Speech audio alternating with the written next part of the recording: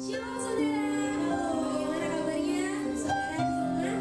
Saya yakin dan percaya bahwa saudara merasakan sukacita dan sejahtera dari Tuhan, amin.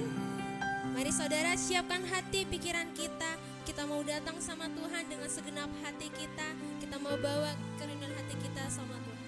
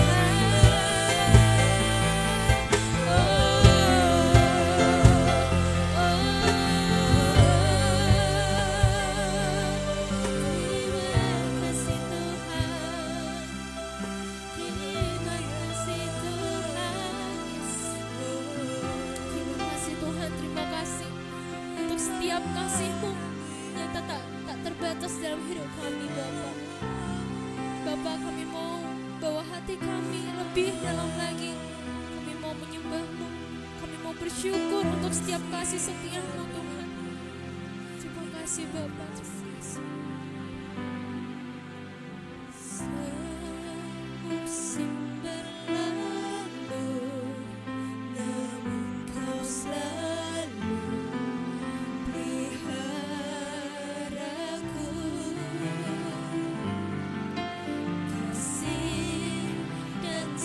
Setiamu tak pernah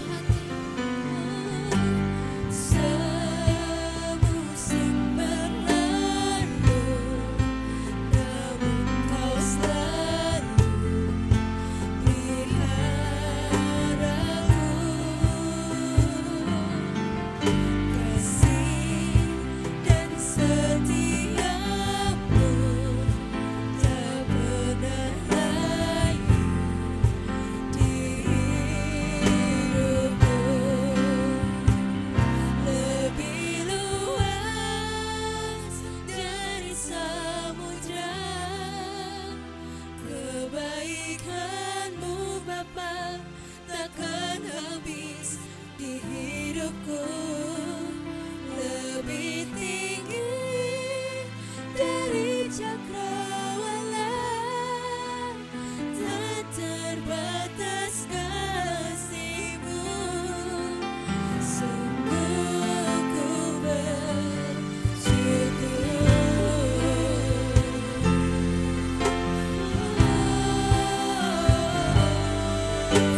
Terbatas kuasa-Mu.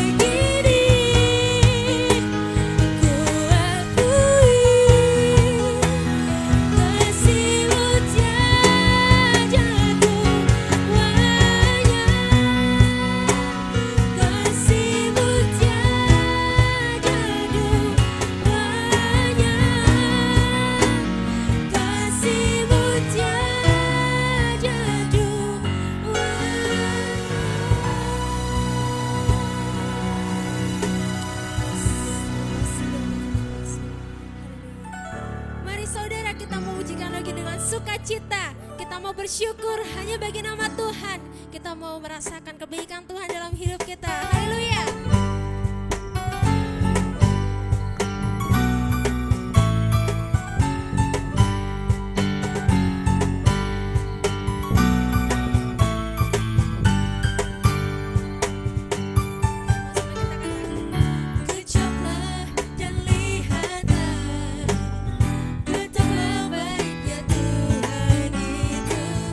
Rasakan dan nikmati kasih setia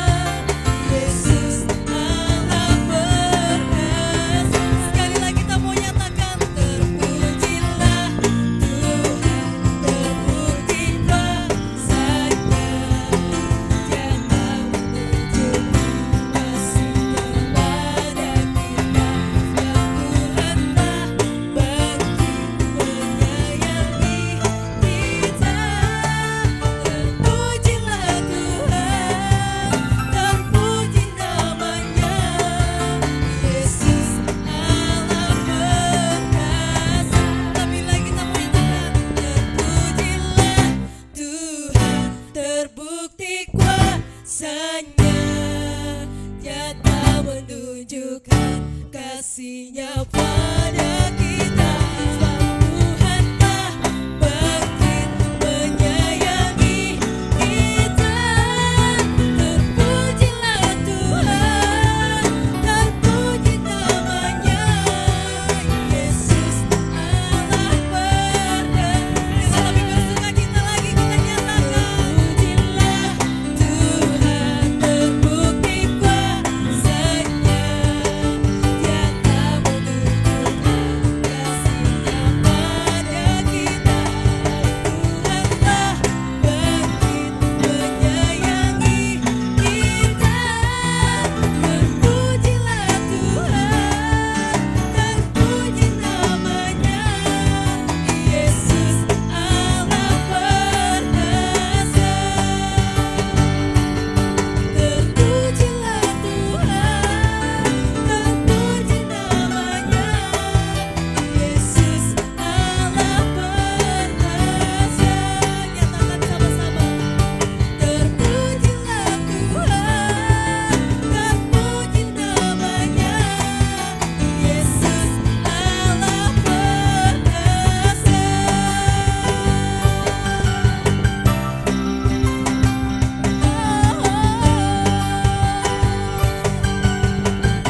Berikan sorak-sorai yang terbaik buat Tuhan Yesus Allah kita. Haleluya. Terima kasih Tuhan. Kalau sampai hari ini Tuhan kami boleh terus rasakan kasih dan setia-Mu Tuhan. Bagaimana Engkau melindungi kami Tuhan, menuntun setiap langkah kehidupan kami Tuhan. Kami bersyukur Bapa, kami bersyukur punya Allah seperti Engkau. Kalau sebentar lagi Tuhan kami mau naikkan satu lagi pujian kami Tuhan. Kami mau sungguh-sungguh nyatakan cinta kasih kami sama Tuhan. Biar Tuhan Engkau disenangkan Tuhan melalui pujian penyembahan kami.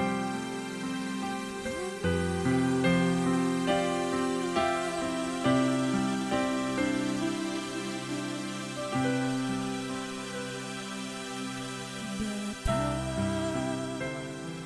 besar sungguh kasih setia-Mu, nyata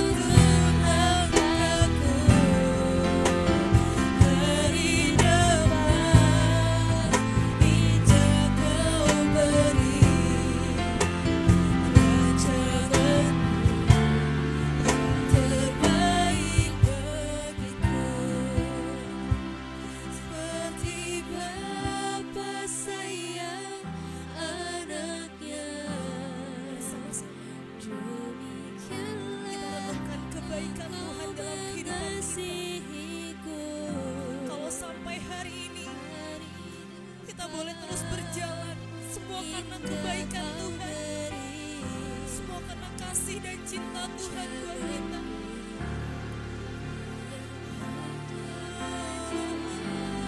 Seperti Bapa, kami mau lebih lagi Tuhan, bawa hidup kami sama Tuhan. Biarlah Kau menuntun langkahku dari depan, indah Kau beri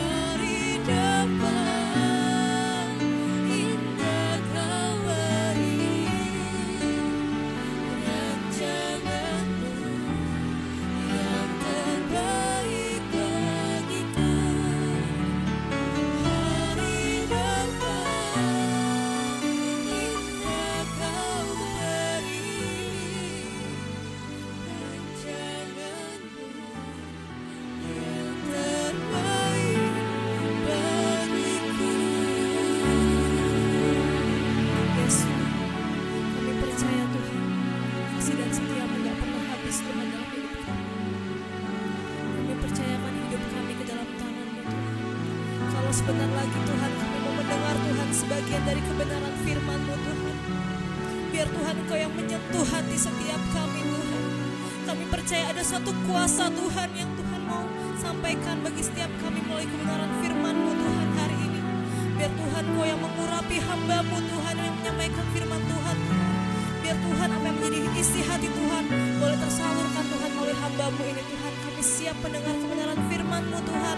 Hanya dalam nama Tuhan Yesus kami sudah berdoa dan mengucap syukur. Sama-sama kita katakan amin. Shalom jemaat Tuhan, apa kabar?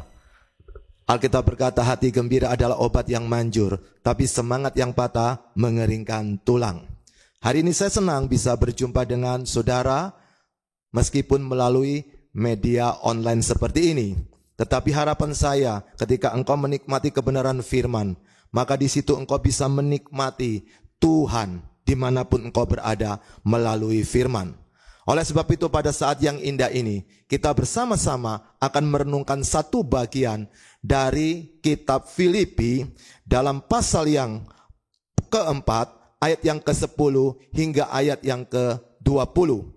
Saya akan membacakan bagian ini untuk saudara, Filipi pasal yang keempat, ayat yang ke-10 hingga yang ke-20. Demikianlah firman Tuhan. Ayat yang ke-10.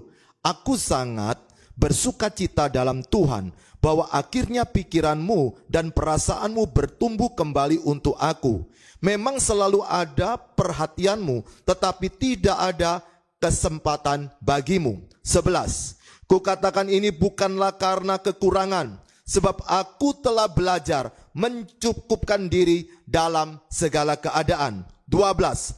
Aku tahu apa itu kekurangan dan aku tahu apa itu kelimpahan. Dalam segala hal dan dalam segala perkara tidak ada sesuatu yang merupakan rahasia bagiku, baik dalam hal kenyang maupun dalam hal kelaparan, baik dalam hal kelimpahan maupun dalam hal kekurangan. 13. Segala perkara dapat kutanggung di dalam Dia yang memberi kekuatan kepadaku. 14. Namun baik juga perbuatanmu, bahwa kamu telah mengambil bagian dalam kesusahanku. 15. Kamu sendiri tahu juga, hai orang-orang Filipi, pada waktu aku baru mulai mengabarkan Injil, ketika aku berangkat dari Makedonia, tidak ada satu jemaat pun yang mengadakan perhitungan hutang dan piutang dengan aku selain daripada kamu. Ayat yang ke-16. Karena di Tesalonika pun kamu telah 1-2 kali mengirimkan bantuan kepadaku. 17. Tetapi yang kuutamakan bukanlah pemberian itu, melainkan buahnya yang makin memperbesar keuntunganmu. 18. Kini aku telah menerima semua yang perlu daripadamu. Malahan lebih daripada itu, aku berkelimpahan karena aku telah menerima kirimanmu dari Epafroditus, suatu persembahan yang harum, suatu korban yang disukai dan yang berkenan kepada Allah. 19. Allahku akan memenuhi segala keperluanmu menurut kekayaan dan kemuliaannya dalam Kristus Yesus. 20. Dimuliakanlah Allah dan Bapa kita selama-lamanya. Dari pembacaan kita ada satu kisah yang menarik untuk menutup surat Paulus kepada jemaat yang berada di Filipi. Pada waktu ini ditulis, Paulus sedang berada di dalam penjara. Ada surat Efesus, Filipi, Kolose, Filemon, itu ditulis oleh Paulus ketika berada di dalam penjara. Tetapi menariknya saudara, kalau kita mencari informasi mengapa Paulus itu di penjara, ternyata ada alasannya dalam pasal 1, Filipi pasal 1 ayat yang ke-13 berkata sebagai berikut. Saya akan baca dari ayat yang ke-12 saja supaya lebih lengkap. Aku menghendaki saudara-saudara supaya kamu tahu bahwa apa yang terjadi atasku ini justru telah menyebabkan kemajuan Injil. 13 ini dia. Sehingga telah jelas bagi seluruh istana dan semua orang lain bahwa aku dipenjarakan karena Kristus. Ada sesuatu yang menarik yang diinformasikan oleh Paulus kepada jemaat yang ada di Filipi ini bahwa dia masuk penjara bukan karena dia mencuri, bukan karena dia korupsi, bukan karena dia berbuat jahat, bukan karena dia merampok, bukan karena dia memperkosa, tetapi dia masuk penjara karena Yesus Kristus. Luar biasa bukan? Berarti saudara yang dikasihi Tuhan, ada banyak alasan orang bisa masuk penjara. Tetapi paling tidak ada 3 alasan. Pertama, karena kejahatan. Kedua, karena membela kebaikan. Mungkin dia jadi kambing hitamnya. Dan yang ketiga, dari pembacaan ini kita menemukan bahwa karena Yesus Kristus, maka Paulus ada di dalam penjara. Nah, di dalam kitab Filipi, saudara, itu ada 16 kata sukacita di mana ditulis oleh seorang rasul yang sedang nongkrong di dalam penjara. Dan ingat, penjara pada waktu itu tidak seperti penjara pada hari ini loh. Waktu itu tangan dan kaki bisa diborgol.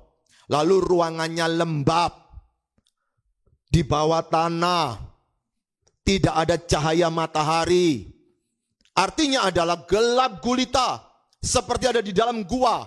Dan pada waktu berada di dalam gua, ternyata Paulus mendengarkan berita bahwa di Filipi sedang terjadi persoalan.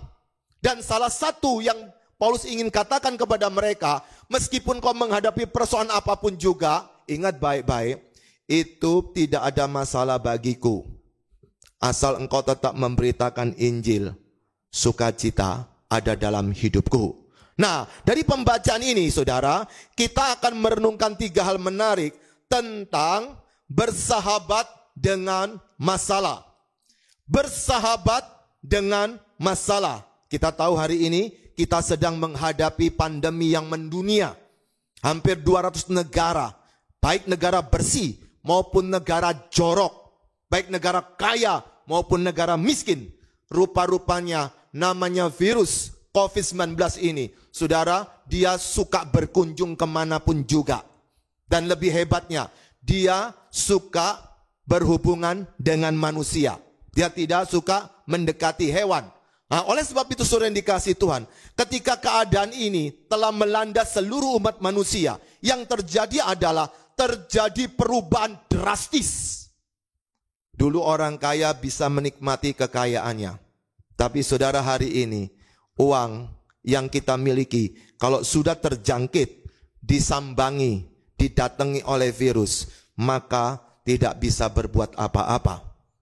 Apalagi yang tidak punya uang, dia lebih menderita karena lapangan pekerjaan sudah mungkin mulai banyak perusahaan yang tutup sehingga tidak ada lagi lapangan pekerjaan. Tapi itulah kenyataan yang kita harus hadapi. Saya menghadapi, saudara juga menghadapi. Lalu apa yang perlu kita kerjakan? Teriak-teriak, Tuhan, kenapa ini terjadi? Sampai kapan ini terjadi? Tidak menyelesaikan masalah. Maka ada istilah new normal. Artinya bukan keadaannya sudah normal, bukan. Tetapi untuk menjelaskan kita harus membiasakan diri. Tetapi karena perkataan new normal ini disalah mengerti, maka pemerintah mengeluarkan perkataan baru, namanya adaptasi kebiasaan baru. Kita perlu membiasakan diri dengan keadaan seperti ini. Harus pakai masker, harus pakai face shield, harus bersih tangan hand sanitizer, harus membersihkan rumah, harus disteril. Artinya ini sesuatu yang tidak menarik, bukan? Tapi kita perlu membiasakan. Demikian juga pada waktu seseorang menerima Yesus sebagai Tuhan dan Juru Selamatnya secara pribadi. Ketika ada Yesus dalam hatinya, ada Roh Kudus, dia menikmati buah roh, kasih, sukacita, damai sejahtera, kesabaran, kemurahan, kebaikan, kesetiaan, kelemah lembutan, dan penguasaan diri. Pada waktu dia memiliki buah roh tersebut, lalu dia harus mengubah gayanya. Ketika ada orang yang menyakiti dia harus berjuang untuk mengampuni. Itulah adaptasi kebiasaan baru. Tidak mudah, bukan? Belum lagi pada waktu kita dikecewakan, kita tidak boleh membalas. Saudara, siapakah di sini yang pernah menghadapi satu keadaan yang harus kita sesuaikan karena dulu tidak seperti itu, tapi hari ini harus berubah? Contoh apa? Dulu mungkin suka selingkuh, sekarang tidak boleh lagi. Adaptasi kebiasaan baru. Dulu suka nonton film porno, sekarang tidak boleh lagi. Adaptasi kebiasaan baru. Nah, dalam roh kita perlu adaptasi sesuai dengan apa yang firman katakan. Tapi secara jasmani, kita hari ini perlu menyesuaikan karena tatanan dunia sudah berubah. Kita akan menemukan 3 hal menarik dari pembacaan kita supaya bisa menjawab bagaimana kita bisa beradaptasi dengan kebiasaan baru melalui bersahabat dengan masalah. Yang pertama caranya, kita perlu belajar mencukupkan diri. Saudara, di ayat yang ke-10 hingga 12 berkata sebagai berikut. Aku sangat bersuka cita dalam Tuhan bahwa akhirnya pikiranmu dan perasaanmu bertumbuh kembali untuk aku. Padahal Paulus sudah dipenjara, ini ceritanya kan. Memang selalu ada perhatianmu, tetapi tidak ada kesempatan bagimu. Ini ada orang yang suka memperhatikan, tetapi hanya sebatas perhatian semata. 11, kukatakan ini bukanlah karena kekurangan, sebab aku telah belajar mencukupkan diri dalam segala keadaan. Paulus tidak sedang, itu dalam bahasa Jawa sambat. Dia tidak sedang bersungut-sungut. Tapi dia mengutarakan ini untuk menjelaskan tentang keadaannya dia. Meskipun dia ada dalam penjara, dia belajar mencukupkan diri. Ayat yang ke-12. Aku tahu apa itu kekurangan. Ini paling penting. Dan aku tahu apa itu kelimpahan. Dalam segala hal dan dalam segala perkara. Tidak ada sesuatu yang merupakan rahasia bagiku. Baik dalam hal kenyang maupun dalam hal kelaparan, baik dalam hal kelimpahan maupun dalam hal kekurangan. Saudara, yang pertama, bagaimana supaya kita bisa bersahabat dengan masalah yang ada di sekitar kita? Kita perlu belajar mencukupkan diri. Saudara, kalau bicara tentang mencukupkan, siapa sih yang rasa cukup? Dulu pendapatan cuma 1 juta ingin 2 juta. Dulu 2 juta ingin 4 juta. Dulu 4 juta ingin 8 juta. Siapa yang ingin mencukupkan diri? Saudara, pada waktu ada pandemi ini, banyak sekali perusahaan yang menjadi tutup. Lalu muncullah perkataan, dia bangkrut loh. Atau berkata, aku bangkrut loh. Saudara, ada seseorang berkata, dia bangkrut. Lalu saya berkata, saya tidak percaya ada orang bangkrut. Loh, kok bisa? Kan dia bangkrut, Pak. Saya bilang tidak ada orang bangkrut. Karena tidak ada satupun orang yang lahir ke muka bumi ini bawa harta, bawa uang. Tidak ada, bukan. Jadi bagaimana bisa bangkrut? Kalau dari 0, tiba-tiba di-nolkan kembali, berarti dia bukan bangkrut. Kembali ke asalnya. Kalau bangkrut itu lahir bawa uang 10 triliun, tiba-tiba mati, sisa 1 triliun, itu masih belum bangkrut. Tiba-tiba minus, itu baru bangkrut. Tetapi istilah ini dipakai untuk istilah ekonomi. Ketika hartanya menanjak, hartanya kurang, itu dianggap jadi bangkrut. Apalagi kalau minus, tambah bangkrut. Tapi saudara, siapakah yang lahir itu membawa harta, membawa uang? Paulus sebelum dia bertobat, dia bernama Saulus, adalah orang yang sangat terhormat di antara orang Farisi dan sukunya. Dia sudah berkarya begitu banyak untuk membela keberadaan Yudaisme, agama daripada orang-orang Yahudi. Namun pada waktu dia ditangkap oleh Yesus, bukannya dia semakin kelihatan naik dalam posisi yang dihargai oleh manusia. Bahkan di ujungnya, saudara tahu, dia masuk ke dalam penjara. Kalau ini yang berkata adalah orang yang dalam keadaan menderita, lalu dia menghibur kita untuk belajar mencukupkan diri, itu sesuatu yang menarik, bukan? Saudara, ada orang berkata begini, enak aja dia berkata, sudah kamu ndak usah khawatir, tenang aja. Kemudian orang ini dengan sinisnya, dengan kasarnya berkata, iya sih, dia punya banyak deposito, uangnya banyak. Untuk urusan sekolah tidak ada masalah untuk anak-anaknya. Kalau dia berkata begitu ya wajar. Tapi saudara, hari ini saya beritahu, yang berkata ini adalah orang yang sedang dalam keadaan di penjara. Dan saya katakan tadi, penjaranya tidak seperti penjara pada zaman ini yang ada nilai kemanusiaannya, ada nilai pendidikannya. Tapi pada waktu itu saudara, ketika di penjara, itu betul-betul keadaan yang tidak enak. Dan pada waktu Paulus berada di penjara, dia mendengarkan kabar tentang jemaat yang dulunya dia layani. Namun yang terjadi setelah itu, mereka bertengkar sendiri. Akibatnya mereka tidak lagi memikirkan pelayanan, apalagi memikirkan tentang keadaan daripada si Paulus. Tetapi Paulus tidak peduli seperti itu, karena dia belajar mencukupkan diri. Demikian pula dengan kehidupan kita pada hari-hari ini. Saya tidak tahu masalah kita seperti apa, tetapi tekanan hidup itu pasti ada. Akan datang silih berganti loh. Satu selesai, satu lagi bisa datang. Saya tidak tahu sampai kapan persoalan pandemi COVID-19 ini akan ada terus. Bisa 1 tahun ke depan lagi, bisa 2 tahun ke depan lagi, bisa 3 tahun ke depan lagi. Kenapa saudara? Jangan dipikir kena apa, jangan dipikir kapan selesainya, tapi pikir baik-baik. Apa yang sedang Tuhan kerjakan untuk diri saya, bukan kamu, saya, bukan Anda, saya. Itu yang pertama. Dari peristiwa COVID ini, apa yang sedang Tuhan ingin beritahukan? Tuhan Allah menyatakan diri itu ada 5 cara. Yang pertama, caranya adalah melalui alam semesta. Mestinya pada waktu orang itu berlibur ke pantai, ke gunung, dia berjumpa Tuhan loh. Tapi malah banyak yang selfie bukan? Banyak yang suka foto-foto kan?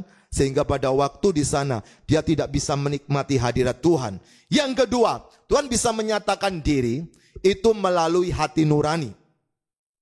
Ketika kita disakiti, hati berkata ampuni, pikiran berkata kok enak. Maka yang terjadi adalah kita tidak mungkin bisa mengampuni orang tersebut. Yang ketiga, Tuhan bisa bicara melalui peristiwa atau kejadian. Nah, dalam kasus ini ada peristiwa, ada kejadian, yaitu pandemi COVID yang sudah mengubah semua perilaku kita. Dan di sini kita perlu peka apa yang sedang Tuhan bicara untuk saya dan saudara. Itu 3 hal untuk semua orang, baik percaya Yesus atau tidak. Tapi khusus untuk yang percaya Yesus, Tuhan menyatakan diri yang keempat melalui firman, yang hari ini kita renungkan. Kalau hari ini engkau mendengarkan firman, tetapi engkau tidak mendapatkan manfaat apa-apa, berhati-hati. Jangan-jangan perjumpaan ini tidak membawa keuntungan bagi Anda. Tapi yang kelima, Allah menyatakan diri melalui kehadiran Yesus Sang Juru Selamat. Kalau hari ini engkau membuka hatimu mengundang Yesus sebagai Tuhan dan Juru Selamatmu secara pribadi, maka di sini engkau bisa menikmati hadirat Tuhan setiap waktu, setiap saat, tanpa tergantung sedang sakit atau tidak, sedang keadaan ekonomi terburuk atau tidak, sedang pasangan kita berselingkuh atau tidak. Kenapa? Belajar mencukupkan diri, yaitu ketika engkau bersama dengan Yesus, itulah sesungguh-sungguhnya adalah harta yang sangat berharga. Itu hal yang pertama. Bagaimana supaya kita bisa menikmati bersahabat dengan masalah, yaitu dengan mencukupkan diri. Yang kedua, bagaimana kita bisa bersahabat dengan masalah. Kita lihat dari pembacaan kita, khususnya di ayat yang ke-13 hingga yang ke-17. Segala perkara dapat kutanggung di dalam Dia yang memberi kekuatan kepadaku. Saudara, ayat yang ke-13 ini pernah dipakai seorang petinju. Kemudian ketika dipakai di celananya ini, lalu dia bertinju, untungnya, ini saya pakai untungnya, lah kok menang. Dia terlalu berani mempergunakan ayat untuk dirinya ketika bertinju tersebut. Ayat yang ke-14, namun baik juga perbuatanmu, bahwa kami telah mengambil bagian dalam kesusahanku. 15, kamu sendiri tahu juga, hai orang-orang Filipi, pada waktu aku baru mulai mengabarkan Injil, ketika aku berangkat dari Makedonia, tidak ada satu jemaat pun yang mengadakan perhitungan hutang dan piutang dengan aku, selain daripada kamu. Rupa-rupanya mereka ini jemaat yang dilayani masih memikirkan persoalan untung dan rugi. Kemudian ayat yang ke-16, karena di Tesalonika pun kamu telah 1-2 kali mengirimkan bantuan kepadaku. Dan 17 dikatakan sebagai berikut, tetapi yang kuutamakan bukanlah pemberian itu, ini menarik, melainkan buahnya, yang makin memperbesar keuntunganmu. Nah, saudara yang dikasih Tuhan, yang kedua, bagaimana kita bisa bersahabat dengan masalah kita. Kita perlu belajar kuat. Seringkali kita mendengar orang yang berkata, aku udah gak kuat, aduh gak kuat rasanya ini, gak kuat rasanya. Belum lagi yang berkata begini, aku tak mati aja ya, aduh gak kuat, aku mau mati aja. Sabar, tidak perlu tergesa-gesa untuk mati. Pasti mati kok, saya jamin. Semua ada jadwalnya, semua ada waktunya. Tetapi sekarang jikalau engkau masih diizinkan Tuhan untuk hidup, berkarya di tahun 2020 ini, berarti Tuhan masih punya maksud dan tujuan untuk kita. Belajar untuk kuat. Jangan gampang cengeng, jangan gampang lebay, jangan gampang menyerah. Belajar kuat. Maka di ayat yang ke-13, seperti yang saya katakan tadi, segala perkara dapat kutanggung di dalam Dia yang memberi kekuatan kepadaku.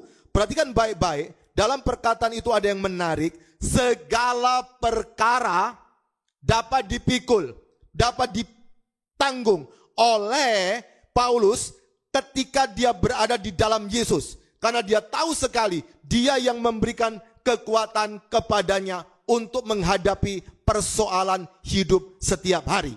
Saya tidak tahu apa yang sedang kau hadapi hari ini. Mungkin kau sedang ada persoalan keluarga, sedang bertengkar hebat. Bahkan mungkin kau sudah berencana untuk memperkatakan kata cerai, atau mungkin sudah berkata untuk cerai, atau mungkin juga suratnya sudah ada di pengadilan. Karena menurut informasi, ketika ada pandemi ini, tingkat perceraian sedang meningkat. Tapi hari ini saya mau berkata kepada saudara, kalau engkau memang sudah memiliki Yesus sebagai Tuhan dan Juru Selamatmu secara pribadi, mana kekuatanmu? Segala perkara dapat kutanggung di dalam Dia. Mana kekuatan kita? Kekuatan itu sudah Tuhan berikan. Tetapi seringkali kita lebih suka mengasihani diri sendiri. Kita lebih suka mendengarkan kata orang. Tidak mungkin lagi berdamai. Tapi ingat baik-baik, tidak ada yang mustahil bagi Allah. Pada waktu kita berkata tidak ada yang mustahil, tidak ada yang mustahil. Seringkali untuk penyakit kanker, seringkali untuk penyakit jantung, seringkali untuk penyakit tumor, kita berkata tidak ada yang mustahil. Kenapa perkataan ini tidak dipakai juga ketika menghadapi kehancuran keluarga, ketika sedang menghadapi perceraian? Kenapa engkau tidak begitu yakin? Tidak ada mustahil bagi Tuhan untuk mendamaikan kembali. Tidak ada mustahil bagi Tuhan untuk membuat kami bisa harmonis. Kenapa tidak berkata seperti itu? Karena kita membatasi kuasa Tuhan. Segala perkara dapat kutanggung di dalam Dia. Itu artinya kita bersama Yesus, disitulah kita menjalani kehidupan bersama.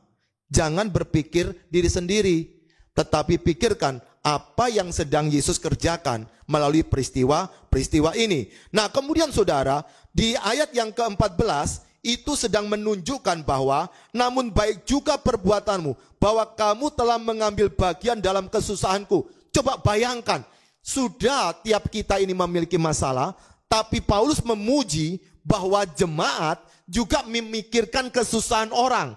Ini 2 kali bebannya yang sedang dipikul oleh jemaat tersebut.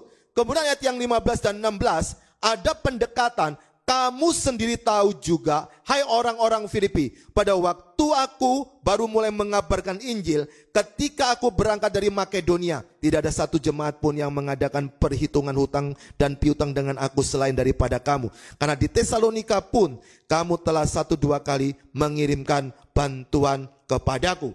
Menarik bukan? Ketika mereka sedang melayani dan disitulah mereka ingin membantu pekerjaan Tuhan. Namun Paulus tetap berkata, kalau engkau pun bisa membantu pekerjaan Tuhan. Perhatikan ayat yang ke-17 dikatakan, tetapi yang kuutamakan bukanlah pemberian itu, melainkan buahnya, dan makin memperbesar keuntunganmu. Saudara, ini filosofi yang hebat. Bagaimana memberi tapi semakin untung. Pada waktu engkau memberi, tetapi engkau tidak semakin bersuka cita. Engkau tidak menikmati buah roh, kasih sukacita, damai sejahtera dan seterusnya. Hati-hati, jangan-jangan pemberianmu itu tidak engkau berikan karena engkau cinta Tuhan. Atau mungkin karena engkau ketakutan kena kutuk Tuhan. Maka pada waktu engkau memberikan kita berpikir tentang orang itu, apakah berterima kasih atau tidak. Maka kalau kita melakukan seperti ini, maka kita tidak bisa memberi dan menghasilkan buah di dalam hidup kita masing-masing. Kalau tidak menghasilkan buah, apa keuntungan yang bisa kita dapat? Bagaimana kita bisa menghidupi kehidupan Kristen kita? Jikalau engkau suka memberi, tapi hidupmu merasa tidak damai sejahtera. Engkau suka memberi, suka mengungkit-ungkit. Engkau suka memberi, suka menuntut orang itu mengikuti apa kemauan kita. Di situ kita akan mendapati diri kita adalah orang yang sedang marah karena sudah memberi. Tapi Paulus sedang berkata, kalau engkau memberi, itu bagus, namun ingat, ada buahnya tidak. Pada waktu engkau memberi, itu bagus, ada buahnya, itu mengakibatkan kamu menerima keuntungan tidak. Manusia itu homo economicus. Kalau dia tidak untung, dia tidak mau melakukan satu pekerjaan. Saya kasih contoh ya. Pada waktu saudara itu mencari pasangan hidup, pada waktu masih pacaran, ketemu lawan jenis, langsung jatuh cinta atau mikir untung dan rugi pacaran dengan dia? Pasti engkau berkata cinta, tapi saya tidak yakin. Saya mau buktikan ya. Orang yang engkau jumpai itu, yang engkau cintai, yang engkau ajak pacaran, itu cantik atau tidak? Cantik kan? Cantik itu untung atau rugi? Untung kan? Atau engkau berjumpa dengan seorang cowok yang cakep atau ganteng. Cakep atau ganteng, untung atau rugi? Untung kan? Kalau rugi engkau tidak mau meneruskan toh? Tetapi mengapa pada waktu sudah tua, tiba-tiba ingin bercerai? Ingin berpisah dengan dia? Kenapa pada waktu sudah menikah bertahun-tahun, baru memunculkan ide untuk berpisah? Karena lihat wajah dia tidak menguntungkan, alias merugikan. Maka dari itu, bagaimana kita bisa bersahabat dengan masalah? Hari ini kita perlu belajar kuat. Lihat wajah suamimu, jangan tergesa-gesa nek. Meskipun juga nek, tahu nek kan? Rasa mual toh, tapi belajarlah kuat. Karena pada waktu engkau tidak mau belajar kuat, engkau tidak bisa menanggung perkara hidupmu. Tidak lama kok kita akan menanggung. Ada batasnya. Orang olahraga itu ada batasnya. Orang belajar ada batasnya. Pada waktu dia sudah tidak lagi mampu, dia tidak bisa lagi lakukan seperti itu. Tapi selama masih mampu, lakukan semaksimal mungkin. Tunjukkan kepada orang-orang bahwa meskipun ada persoalan pandemi COVID-19, engkau semakin cinta suamimu, semakin cinta istrimu, semakin cinta anakmu, semakin cinta keluargamu, besan mertuamu dan sebagainya. Semakin cinta Tuhan. Maka berjuanglah untuk datang ibadah ketika gereja ini sudah membuka ibadahnya di gereja. Kenapa tidak? Karena banyak orang ketika sudah pakai online, dia sudah terbius.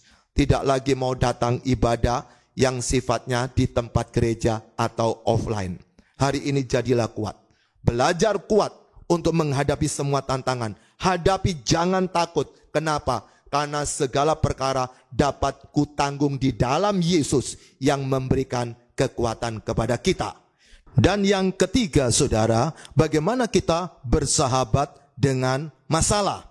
Yaitu kita kuat dengan belajar menikmati kelimpahan. Yang pertama tadi, belajar mencukupkan diri.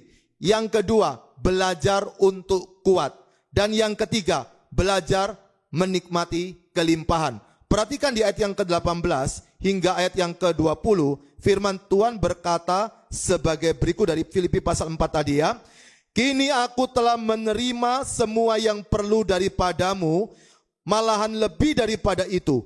Aku berkelimpahan karena aku telah menerima kirimanmu dari Epaphroditus, suatu persembahan yang harum, suatu korban yang disukai dan yang berkenan kepada Allah. 19. Allahku akan memenuhi segala keperluanmu menurut kekayaan dan kemuliaannya dalam Kristus Yesus. Dimuliakanlah Allah dan Bapa kita selama-lamanya. Amin. Yang ketiga ini saudara, belajar menikmati kelimpahan. Ada dua hal yang menarik. Bagaimana kita bisa belajar menikmati kelimpahan? Di ayat yang ke-19, kita sanggup menjadi berkat atau sanggup memberkati. Dikatakan di ayat yang 19, Allahku akan memenuhi segala keperluanmu menurut kekayaan dan kemuliaannya dalam Kristus Yesus. Karena sudah menikmati kelimpahan, maka dia sanggup menjadi berkat bagi orang lain. Nah, ketika seseorang belum menikmati kelimpahan, maka dia susah untuk menyalurkan berkat bagi orang lain. Saya berikan sebuah ilustrasi. Saudara, ketika di gereja kita ada liturgi bagian memberikan persembahan. Atau kalau bulanan namanya persepuluhan. Sebelum kita memberikan uang tersebut, kita harus ada uang di dompet, bukan? Kalau kita tidak ada uang, bagaimana kita bisa memberikan, menyalurkan apa yang kita miliki? Ketika kita sudah memiliki, baru kita bisa memberikan kepada yang lain. Demikian pula, ketika engkau memiliki deposito kebaikannya banyak, maka engkau ingin menyalurkan kebaikan itu kepada siapa saja. Tapi kalau orang itu tidak punya kebaikan, maka dia bagaimana bisa menyalurkannya?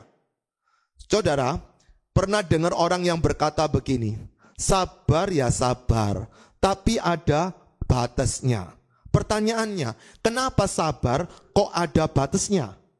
Berarti dia punya persediaan sabar atau stok sabarnya semakin menipis, semakin berkurang. Pada waktu semakin berkurang, pada waktu semakin menipis, maka dia susah untuk berbagi kesabaran. Maka itu pada waktu seseorang memiliki Yesus sebagai Tuhan dan Juru Selamanya secara pribadi, dia menikmati buah roh. Dan ketika dia sudah memiliki buah roh, itu ada dorongan dari dalam untuk melakukan kebenaran firman. Dia berjuang untuk mengasihi. Dia berjuang untuk bersuka cita. Tapi berjuangnya ini bukan kekuatan dia sebatang kara atau yatim piatu. Tapi dia bersama dengan Roh Kudus. Maka roh itu akan memampukan dia. Roh itu akan menguatkan dia. Untuk apa? Untuk belajar menikmati kelimpahan. Sehingga dia bisa berbagi kelimpahan kepada siapa saja yang ada di sekitarnya. Pada waktu kita memiliki sesuatu yang lebih. Dan kita menikmati baik-baik berkat tersebut. Maka kita punya keinginan, kecenderungan. Untuk apa? Berbagi dengan yang lain. Pada waktu dia berbagi seperti ini, itu tidak ada sesuatu yang sifatnya menjadikan dia berat hati. Kenapa? Karena dia sedang menikmati kelimpahan. Saudara, ada orang kaya, tapi susah untuk memberi. Kenapa? Karena hartanya tidak membuat dia menikmati kelimpahan. Tapi ada orang yang dengan keuangan yang pas atau sederhana, tapi dia menikmati kelimpahan, maka disitulah dia bisa berbagi. Saya teringat, ini cerita dari seorang bernama Bill Gates. Pada waktu dia mendarat di sebuah airport, lalu dia mengambil koran. Ketika mengambil koran, lalu dia bayar, tetapi penjual koran tidak ada kembalian. Lalu yang terjadi, penjual koran berkata, bawa aja. Bawa aja. Kemudian dibawa. Sekian lamanya kemudian dia datang lagi dengan peristiwa yang sama. Bawa aja. Suatu hari, singkat cerita, lalu si Bill Gates jadi kaya. Ketika kaya, dia mencari penjual koran tersebut. Ingin dia memberkati. Tapi penjual koran berkata tidak. Saudara, ada pelajaran yang menarik. Penjual koran ini membagikan korannya ketika dia tidak sedang menikmati kekayaan seperti Bill Gates. Tetapi Bill Gates, bos daripada Microsoft ini, dia ingin berbagi setelah dia memiliki sesuatu yang lebih. Berkelimpahan ketika seseorang menikmati kehadiran Yesus. Dia ingin bisa berbagi kepada siapa saja. Kenapa? Karena ada dorongan dari dalam dirinya. Pada waktu ada dorongan dari dalam dirinya, meskipun suaminya menyakitkan dia, meskipun suaminya sedang berselingkuh, tapi dia sanggup sekali. Untuk apa? Untuk memberkati, untuk mencintai, untuk menyayangi. Kenapa? Ada dorongan dari dalam. Dan ini cuma bisa dikerjakan bersama dengan Roh Kudus. Itu tentu saja ketika orang itu sudah menikmati Yesus sebagai Tuhan dan Juru Selamatnya, sebagai satu-satunya secara pribadi. Dan yang kedua saudara, di ayat yang ke-20, dimuliakanlah Allah dan Bapa kita selama-lamanya. Bukan cuma dia sanggup memberkati, tapi dia pun sanggup memuliakan Allah di dalam semua segi kehidupannya. Apa ciri orang yang bisa memuliakan Allah? Dia mengurangi sifat bersungut-sungutnya.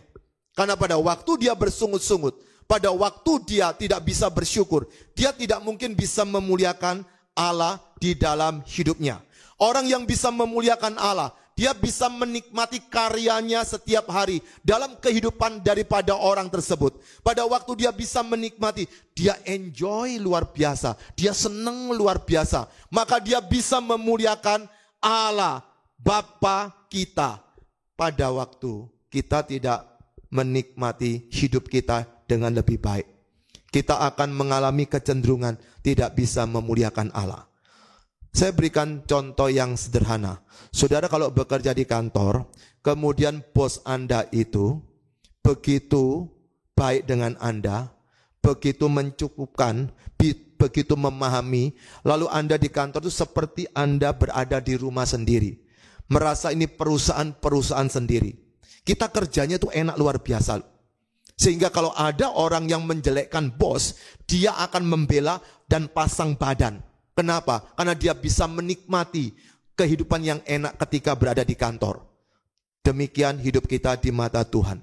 Saya tidak tahu, mungkin hari ini kita bersama-sama sedang berjuang untuk memenuhi kebutuhan kita masing-masing. Tetapi ada kendala di sini dan di sana. Tetapi ingat, belajar untuk menikmati kelimpahan berarti belajar untuk bersyukur. Perhatikan tangan saya baik-baik. Kalau orang bersyukurnya naik, dia bersungut-sungutnya turun. Kalau bersungut-sungutnya naik, bersyukurnya turun. Bagaimana kita bisa bersyukur ketika kita mengurangi tuntutan kita untuk bersungut-sungut? Tapi pada waktu kita suka bersungut-sungut, maka kita tidak mungkin bisa bersyukur buat apa yang Tuhan sudah sediakan. Dan pada waktu kita tidak bisa menikmati apa yang sudah Tuhan berikan, maka kita kesulitan untuk memuliakan Tuhan. Berapa banyak kita kalau berdoa, minta, dan minta. Itu tidak salah. Memang ada, mintalah. Tetapi ingat, belajar dari doa Bapa kami. Bapa kami di surga, dikuduskanlah namamu. Itu kunci utama. Pada waktu kita bisa menguduskan Tuhan, pada waktu kita memuliakan Tuhan, di situ kita punya relasi yang bagus dengan Tuhan. Berkat itu persoalan gampang, tapi yang sulit adalah ketika kita tidak bisa belajar menikmati kelimpahan, kita rasa kurang terus-menerus, kita rasa tidak cukup, kita tidak bisa menikmati apa yang sudah Tuhan berikan. Ada 3 hal saudara yang kita bisa renungkan pada saat ini supaya kita bisa belajar bersahabat dengan masalah. Yang pertama, kita perlu belajar untuk mencukupkan diri. Yang kedua, kita perlu belajar untuk menjadi kuat. Yang ketiga, kita perlu belajar untuk menikmati kelimpahan kita masing-masing. Pada waktu kita melakukan 3 hal tersebut, niscaya kita sedang bisa menikmati bersahabat dengan masalah. Masalah bukan sesuatu yang menakutkan, tapi menjadi kesempatan bagi kita untuk lebih kreatif, untuk lebih inovatif, dan menghasilkan sesuatu yang memuliakan Tuhan. Tuhan Yesus memberkati. Kita akan akhiri ibadah kita pada hari ini. Mari kita persiapkan hati kita untuk menerima berkat daripada Tuhan. Jemaat Tuhan yang dikasihi Tuhan Yesus Kristus, mari kita angkat kedua tangan kita, arahkan hati dan pikiran kepada Tuhan Yesus, siap menerima berkat yang daripadanya. Jemaat Tuhan yang dikasihi Tuhan Yesus Kristus, terimalah berkat damai sejahtera dari Allah Bapa, kasih sayang yang berlimpah-limpah di dalam Anak yang tunggal Tuhan kita Yesus Kristus, dan persekutuan yang manis dengan Roh Kudus akan selalu menyertai, membimbing, mengajar, meneguhkan firman-Nya dalam kehidupanmu, akan memberi engkau kuasa dan memberkati engkau mulai dari saat ini sampai Tuhan Yesus datang menjemput kita, bahkan sampai selama-lamanya. Kita yang percaya bersama saya katakan, amin. Selamat hari Minggu, Tuhan Yesus memberkati.